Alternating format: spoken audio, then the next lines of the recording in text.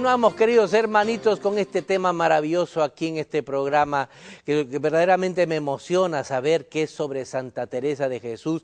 Y ustedes saben muy bien que cada vez que hablamos de un santo que es fundador y que tenemos nosotros aquí en el Perú la alegría y el gozo de tener a sus hijos, a sus familiares o hermanitos de la familia y qué sé yo, pues los invitamos y tenemos la alegría de tener al reverendo padre Demetrio Flucker, que es de la Orden Carmelita Descalza, y al hermano Jesús Enrique Tupa, que también es religioso de la misma orden. Bienvenidos, mis queridos frailes, gracias, padre. carmelitas, que están en este programa, Un Corazón que Escuche, para tocar sobre nuestra querida Santa Teresa de Jesús. Se nos viene el día 15, su aniversario, y si bien es cierto, se difunde, como dije en la introducción, sobre sus películas, y en fin, pero hay más por difundir. Hay que difundir que esta santa maravillosa puede decirnos hoy muchísimo. Claro. No es una santa del pasado y punto.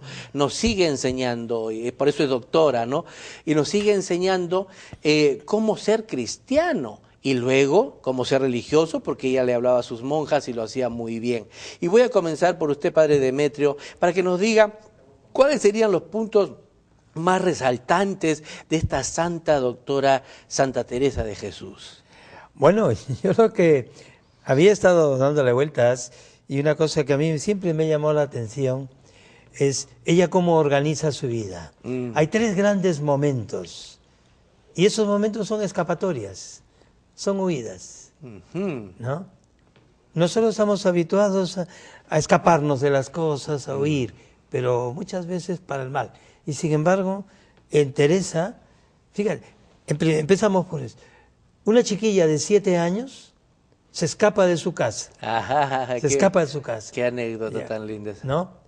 Sí, es linda, pero ¿para qué? Con su hermano, ¿no? Con su hermano Rodrigo. Para ahí que se lo coman los moros. Se va a tierra de moros para que la descabecen por Cristo. Qué interesante es eso. Una chica que a esa edad está pensando en las muñecas, ¿no? Así sin embargo, pues ella lo que busca es que la descabecen por Cristo. ¿Por qué?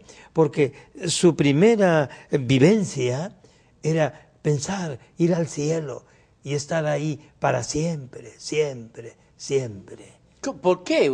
¿Por qué calificaría usted que una niña de esa edad pueda? Porque Santa Rosa de Lima también a los 5 años de ella claro, ya muestra un misticismo, ¿no? Por las cosas de Cristo. Entonces algunas personas dicen, bueno, es que ya nacen con ciertos genes predispuestos o Dios les llama desde tierna edad. ¿Cuál sería la causa? Más que nada eso, ¿no? Es decir, ella se sintió movida por sus lecturas, el ejemplo de sus padres sobre todo, ¿no? Sus padres, un hogar bien constituido. Dese cuenta que estamos siglo XVI, ¿no? Así es. Siglo XVI. Entonces, un hogar bien constituido. Su madre muere pronto, cuando ella estaba todavía pequeña, ¿no? 14 años, 13, 14 años, por ahí. Pero esta chica a los 7 años siente la necesidad de ir en busca de algo, de un Dios, ¿no? Quiere encontrarme con Cristo. Qué lindo. Quiere encontrarme con Cristo. Primer paso. Lindo. Una primera huida. Sí, una primera huida. Una segunda huida. A los 20 años se escapa de su casa. Ella le había ofrecido, hacía año y medio más o menos, le había dicho a su padre que quería ser religiosa, ¿no? Y su padre dice no. Y sabía que decía no, era no. Entonces, judío converso, ¿no? Sí, entonces ella, con su otro hermano, con otro hermano de ella, se escapó también de su casa y se fue al monasterio de la Encarnación, Extramuros, en Ávila, ahí mismo, ¿no? Pero fíjense, otra escapada, pero no para irse por ahí a divertir, no, es para ingresar. Y ya en esa fecha, y eso que ya en esa fecha, ya ella había leído las novelas de caballería, y sin embargo no se va por ahí, se va para un monasterio. Sí, eso es lo que y su padre, impacta. Su padre sobre todo se la llevó al monasterio de Santa María de Gracia. ¿Por qué? ¿No? Cuando se dio cuenta que andaba medio con un primito, porque en ese entonces no era que se salirse a fiestas y a discotecas, ¿no? No había. Pero con un primo que tenía ahí, pues estaban medios enamoraditos como los chicuelos, como a los 15 años, por ahí, 14, 15 años, ¿no? Pues la cosa es que ella se dio cuenta que había caído en vanidades y supo reaccionar, que eso es lo bueno de la adolescencia. todo el joven, es una etapa de su psicología que la tiene que vivir, pero las chicas y los chicos caen y se hunden. En cambio, por eso digo, esta huida no es como la del mundo, ¿no? Es una huida siempre en busca de algo superior. De algo superior. De algo superior. Qué bonito. ¿No? Y ahí al huir del mundo, bueno, podríamos decir mundo, demonio, carne, me estoy acordando de San Felipe Neri, en los pecados de la carne gana el que huye. El que huye. ¿No? Qué bonito. No, y su padre fue el que le dijo, sí, anda así con medias vanidades al convento. Y la llevó, ahí estuvo como año y medio más o menos, casi un año y un poquito más. Estuvo en las monjas de gracia. Y ahí lo que le enseñaba a la madre y hablándoles de Dios y todo, ella a pesar de que era enemiguísima de ser monja, a pesar de eso, siguió, ¿no? Y fue poco. Después fue enemiga de ser monja. Después ya no tan enemiga. Después quería ser amiga de ser monja, pero ahí donde tenía alguna amiga ella también, y ya poquito a poco, y así fue al comienzo. La vida es así, uno lo va conduciendo por situaciones un poco en las que no es directamente, porque quiero ir directamente a Dios, sino por los medios, los canales ordinarios de nuestra vida humana, ¿no? Así es. ¿No? Hasta que un día se decidió, vio que su padre no quería, y se escapó de su casa y entró al monasterio de la Encarnación. ¿Estamos en qué huida? ¿Seguimos en la segunda? En la segunda huida. Así es. Y ahí estuvo 27 años. Así es. Viviendo. Se hizo carmelita. Pasó tanto que había pasado momentos muy difíciles. Así es. ¿No? Como antes hablaba de las enfermedades. Así es. ¿No? Llegaron a amortajarla. ¿No? Le pusieron la cera en los ojos. 4 días que la daban por muerta. Pero su padre decía, no, esta hija mía no ha muerto. Y no dejó que la enterraran. Así es. Y a los 4 días despertó de esa crisis que había pasado. Pero qué simbólico también que le pase eso. Sí. Qué simbólico. Y desde ahí empezó. Pero después cuando se recuperó, empezó a enfriarse en la vida de oración. Sí, vino una sequedad terrible. Vino una sequedad. Y estuvo varios años. ¿No? Y como ese monasterio era pobre, había como 150 monjas, ¿no? 130 monjas, ¿no? Y era complicada la vida, ¿no? Algunas tenían para vivir, otras tenían que salir a buscarse alimentos. Muy relajado era, muy relajado, porque entraba todo el mundo, como pues, Pedro en su casa. Iban ahí las amistades y también la buscaban a ella. Así es.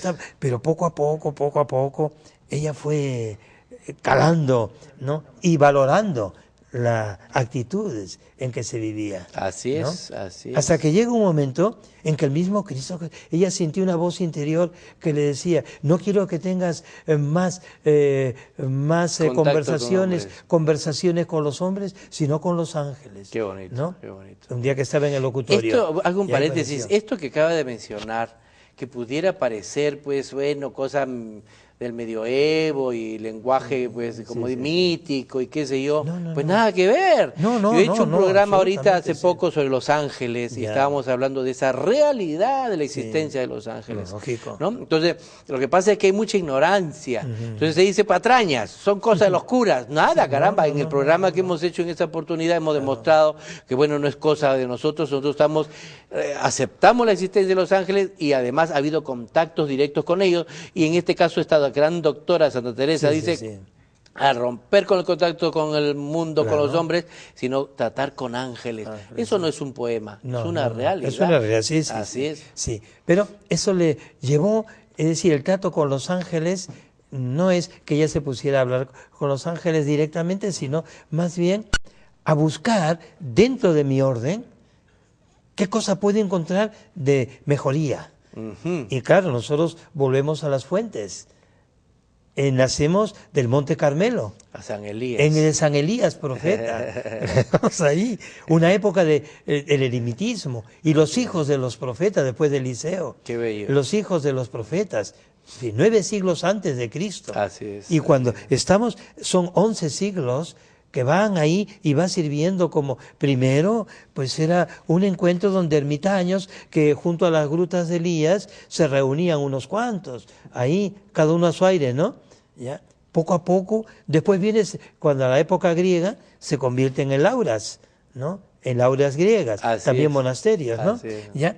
Hasta que llega la época latina, en la que es el siglo XII, las cruzadas, y los cruzados que venían de Europa, algunos, pues, en lugar de volver a Europa después de haber luchado por las cruzadas, se quedaban ahí, atraídos por el espíritu de oración y la vivencia del Carmelo. El Carmelo atraía. Qué bonito. Atraía mucho. Bueno, ¿no? Y hay una cantidad de santos carmelitas. Sí, claro, sí, eso fue pasa, maravilloso. Sí, realmente, ¿no? Bueno, y ella va nutriéndose de todo eso. Y dice, ¿por qué ahora estamos así cuando podríamos estar así? Así ¿no? es. Entonces viene la tercera huida. La tercera huida. Viene ahí la tercera huida. Y aquel 28 de agosto, pues, o 24 de agosto, perdón, ¿no? Ella se escapa de nuevo del monasterio de la Encarnación, después de haber fraguado todas las cosas con sus familiares, con gente de fuera, con la misma monja de dentro y todo, ¿no? Ir formando y decir, recuperemos nuestra regla primitiva del Carmelo. Y eso es la característica propia de Santa Teresa, sí, ¿no? Eso es, claro. Sus fundaciones todo no es más que volver al principio. A las fuentes. Ahora voy a pasar ya, con nuestro hermano que también religioso, nuestro